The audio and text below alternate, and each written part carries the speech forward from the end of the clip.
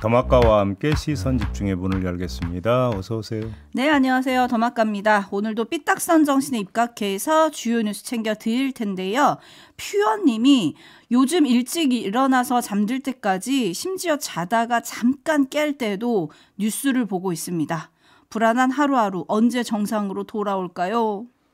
이게 도대체 국민들이 뭔 고생이랍니까 도대체가. 이 엄동설안에 그죠? 그러게 말입니다. 네. 매일매일 거리에서 집회에 참여하는 국민들 여전히 있잖아요. 그죠? 그럼요. 네. 그린님이 내일이 동지입니다. 팥죽 먹고 액땜 다 버리고 새해엔 좋은 일만 있기를 바라겠습니다. 저는 이렇게 말씀드리겠습니다. 새해에는 무사하시기 바랍니다. 인사가 너무 살벌하다. 좀 더 따뜻하게 하면 안 되나요? 현실이 그러니까 어떡하겠습니까? 아이고. 네. 이상희님 매일 출근길에 들었지만 오늘부터 일주일 동안은 병원에서 듣게 되었습니다. 아 그렇게 편찮으신 분들이 많아 진짜. 그러게요. 네. 또 어디가 편찮으신 거예요? 그건 안 올려주셨는데 네. 왜 병원에 계시는지 모르겠지만 만약 본인이 아프신 거라면 얼른 쾌차하시길 바라고요. 네. 혹시라도 간호를 위해 계신 거라면 간호 대상이 빨리 쾌차하시길 바라겠습니다. 네. 파란 대문님이 이렇게 보내주셨어요. 우리에겐 장갑차가 아니라 장갑이 필요합니다. 손시렵지 않게. 그죠? 약간 아재 개그과가 좀 약간 나기는 합니다만. 근데 제이비 웃으셨잖아요. 네. 제가 저하고 통화나 보죠. 뭐. 아 그러니까요. 그러니까 네. 매일 들어주시겠죠. 네. 그리고 블랙빈님은 좋아요가 동접의 10%도 안 되네요. 너무해라고 보내주셨는데 그렇습니다. 여러분 좋아요는 사랑이니까요. 좀 팍팍 눌러주세요. 네. 그죠? 네. 네, 이렇게 인사 전해드리고 뉴스와 분석이 함께한 제이비타임즈 오늘 주목할 첫 번째 뉴스는 오디오로 먼저 만나보시죠. 검찰이 윤 대통령 부부의 비선으로 알려진 건진법사 전성배 씨가 윤핵관 윤한홍 의원에게 부탁해 공천을 줄 수 있다며 지방선거 예비 후보자들에게 돈을 요구했다는 진술을 확보한 걸로 확인됐습니다. 경남 창원이 지역구인 윤한홍 의원은 2018년 지방선거 당시 자유한국당 조직 부총장을 맡았습니다. 공교롭게도 건진법사가 친분을 과시한 윤석열 대통령의 최측근 윤핵관으로 불리고 대통령직 인수위원회에서도 활동했습니다. 윤 의원은 이에 대해 MBC와의 통화에서 2018년 당시 전 씨와의 개인적인 친분이 있었던 건 맞는다고 인정했습니다. 다만 전 씨가 돈을 받은 건 전혀 모르는 일로 제 이름을 팔고 다닌 것 같다며 전 씨가 건진법사라는 것도 지난 대선 때 알게 됐다고 설명했습니다. 네, 짚을 점은요? 자, 일단 연결된 그 속보도 같이 전해드릴 될 것 같은데요. 건진법사 전 씨에게 구속영장이 청구가 됐습니다. 근데 간밤에 영장이 기각이 됐다라는 수도 전해졌는데요.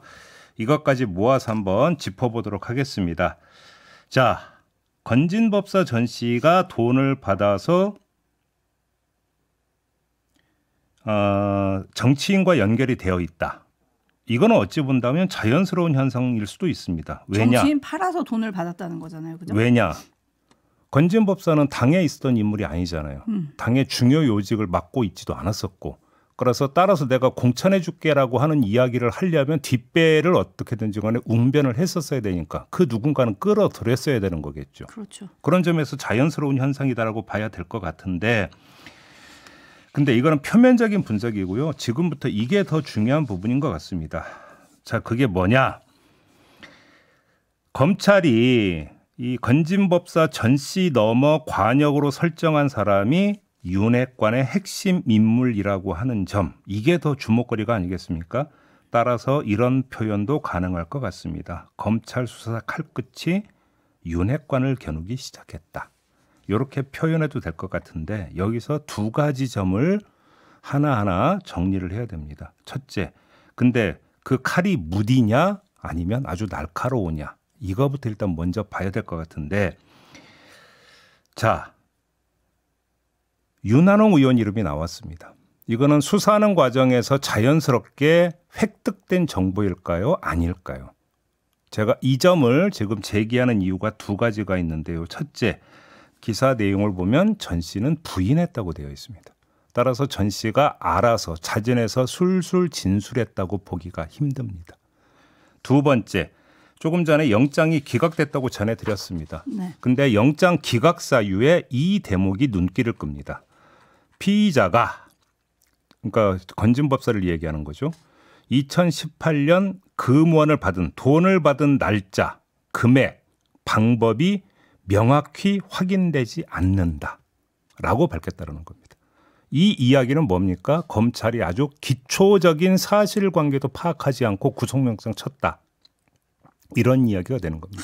좀 급하게 쳤다는 건가요? 더 나아가서 아주 급하게 윤핵관과 연결짓고 있다라는 이야기로 해석할 수밖에 없습니다. 이게 첫 번째입니다. 그러면 검찰이 윤핵관의 수사의 칼끝을 겨누기 시작했다라는 이야기는 수사를 하다가 자연스럽게 그쪽으로 지금 물길이 잡히고 있다라기보다는 기획성이라고 보는 게 오히려 더 맞을 것이다 라는 이야기가 성립이 됩니다. 이게 첫 번째고요. 두 번째, 그래서 기획성으로 윤핵관을 겨냥하기 시작했다면 그 대상인 윤핵관은 단수, 즉 윤한홍 의원 한 명이냐 아니면 복수냐, 이것도 사실은 중요한 관심사 아니겠습니까? 그런데 검찰이 이른바 법사폰 석대에다가 태블릿도 하나 지금 확보를 했다는 거 아니겠습니까? 네. 이제 이거에 대해서 이제 그 쭉 들여다 보겠죠. 그러면 건진법사 전 씨에 대한 진짜 행적은 사실은 2018년으로 한정되지 않고 최근까지로 확장이 될 게 불을 보듯 뻔하다라는 겁니다. 그다음에 애시당초 검찰이 기획성으로 지금 접근하고 있다면 당연히 확장을 시킬 것이라고 봐야 되는 거고요. 그러면 과연 단수일까 복수일까? 복수일 가능성이 높아진다고 봐야 되는 거 아니겠습니까? 이 점도 함께 봐야 되는 거다. 그러면 왜 검찰이 윤핵관들을 겨냥하기 시작했는가? 이건 제가 지금 굳이 설명 안 드려도 되겠죠? 손절에 들어간 결과다. 이렇게 해석하는 게 상식적일 거라는 겁니다. 이전까지 말씀을 드리고 여기에다가 추가로 하나 더 말씀을 드릴 게 있는데 제가 볼 때는 의도한 건 아닌 것 같습니다만 묘한 균형이 형성이 되고 있다는 점도 함께 봐야 된다. 이전까지 말씀을 드리겠습니다. 균형이라는 게 어떤 거죠? 창원지검에서 명태균 씨 수사를 하고 있습니다. 그런데 명태균 게이트가 석 달 동안 몰아치면서 등장했던 정치인들의 면면을 보세요. 여기에 윤핵관은 거의 등장을 하질 않습니다. 명태균 게이트에서. 윤한홍 의원 이야기가 얼핏 나왔지만은 긴밀하게 연결되어 있는 사람으로는 나오지 않았습니다. 명태균 씨 오히려 사이가 안 좋은 걸 이런 식으로 나왔을지언정 그렇지 않습니까? 오히려 등장했던 인물들은 윤석열 대통령과 내지 윤핵관과 대척점에 서 있던 인물들, 뭐 김종인 전 비대위원장이라든지 이준석 의원이라든지 그리고 또 한 부류는 이른바 차기 주자군으로 불리는 오세훈 서울시장이라든지 홍준표 대구시장이라든지 이런 사람들이지 명태균 게이트에 깊숙이 연결되어 있는 사람으로 윤핵관은 거론이 되지를 않았었다라는 겁니다. 그런데 아무튼 창원지검에서 이쪽을 지금 훑고 있는 거고 서울 남부지검에서 정말로 윤핵관에 지금 초점을 맞춰서 수사, 기획 수사를 하고 있다면 어떻게 되는 겁니까? 양날개 모두를 지금 들여다보고 있다는 이야기가 됩니다. 그런 점에서 한쪽 날개만 있는 게 아니라 양날개가 있다. 그런 점에서 균형점을 형성하고 있다. 이 말씀을 드리는 겁니다. 물론 이 이야기는 검찰이 정말로 끝까지 수사 의지를 가지고 판다라고 하는 것을 전제로 하는 이야기이긴 합니다. 네. 네, 뭐 관련해서 조선일보가 오늘 단독 보도를 한 거 보면 지역 정가에서는 당시 경선에 또 다른 비국회의원이 관여했다는 의혹도 제기된다. 일단 이게 있는데요. 이 비국회의원이 윤핵관으로 연결될지 안 될지 이것도 저는 좀 궁금하긴 어찌 본다면 합니다. 그것도 자연스러운 현상이죠. 왜냐하면 지방선거 공천이잖아요. 지방에서 하죠. 지역. 그러면 그 지역의 지역구 의원이 당연히 또 연결이 될 수밖에 없는 게 자연스러운 그렇죠. 귀결이거든요. 아무튼 지켜봐야 될 것 같은데 네. 지금 JB가 얘기한 대로 친윤계로 칼끝을 검찰이 향하고 있고 그래서 그 칼끝이 정말 어디로 갈 거냐 이게 좀 궁금한데 담쟁이 넝쿨님은 이렇게 보내주셨어요. 진짜 검찰의 칼끝은 검찰이 살 길 아닐까요? 그러니까요. 손절하고 어떻게든 지금 그 조직 살자고 저러는 거 아니냐라는 분석이 있어서 지금 저도 말씀을 드리는 겁니다. 그런데 네. 물론 끝까지 보긴 해야죠. 그죠? 네. 해옴님 갑툭 건진 이상하긴 했어요. 지금은 명태균이 핫하잖아요. 푸른달님 건진이 윤한홍을 팔았다고 한때는 윤핵관이 아직 존재하지 않을 때 아닌가요, JB? 라고 해주셨는데 이 얘기는 저희가 어디서 잠깐 했죠? 근데 이제 당시에 조직 부총장이었다는 거 아니겠습니까? 그렇죠. 조직을 관리하고 있으니까 공천과 직결되는 인물이었다. 이렇게 이제 아마 해석을 해야 되는 것이겠죠. 네. 네. 한편 건진, 명태균, 그다음에 천공 뭐 다들 약간의 무속과 관련된 분들이다 보니까 무속에 대한 관심들이 다시 또 살아나고 있어요. 현 정부의 탄생과 더불어서요. 근데 어제 뉴스도 좀 쇼킹한 게 있었어요. 노상원 전 정보사령관도 퇴역 후에 무속인으로 점집을 운영해왔다? 예, 저도 봤는데요.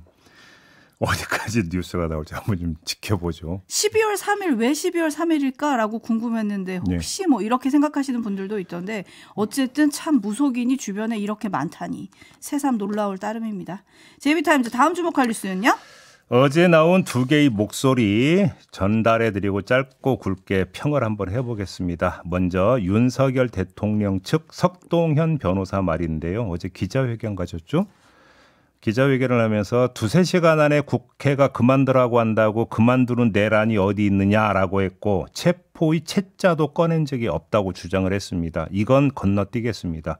옛날에 개그 프로에서 했던 유행어 조사하면 다 나와라는 유행어로 가름하도록 하겠습니다. 이 말에 주목하겠습니다. 들어보시죠. 군 통수권자가 지시한 내용에 따른 지휘관들을 이렇게 범죄를 몰고 구속을 하게 되면 앞으로 어떤 지휘관이 다음에도 대통령은 있기 마련이고 군 지휘관이 있기 마련인데 군 통수권자가 어떤 비상한 상황에 지휘를 했을 때 이걸 다 따져가면서 하복을 할 거냐. 상명하복이라는 관계가 군의 생명인데. 저는 오히려 이 말에 꽂혔는데요. 이 말이 자기 지시에 따랐던 군인들이 줄줄이 사법 처리되는 것에 대한 안타까움의 표시일까요? 아니면 자기 명령에 따르지 않거나 따르는 척만 해서 결국 내란을 그르치고만 일부 군인들에 대한 불만의 표시일까요? 뭘까요? 둘 중에 뭘까요? 개인적으로 되게 궁금했거든요.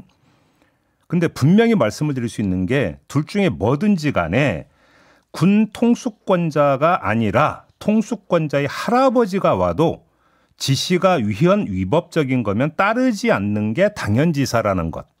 이거를 말씀을 드리겠습니다. 상명하복은 정당한 명령에 대한 자발적 복종을 뜻하는 것이지 여기서 인용 문구 한 번만 쓰겠습니다. 제가 하는 말 아닙니다. 군대식 표현을 빌면 까라면 까. 이게 아니라는 겁니다. 그런데 윤석열 대통령 측 변호사께서 공개된 기자회견에서 이렇게 말씀하시면 아니 된다라는 말까지 함께 드리는 겁니다.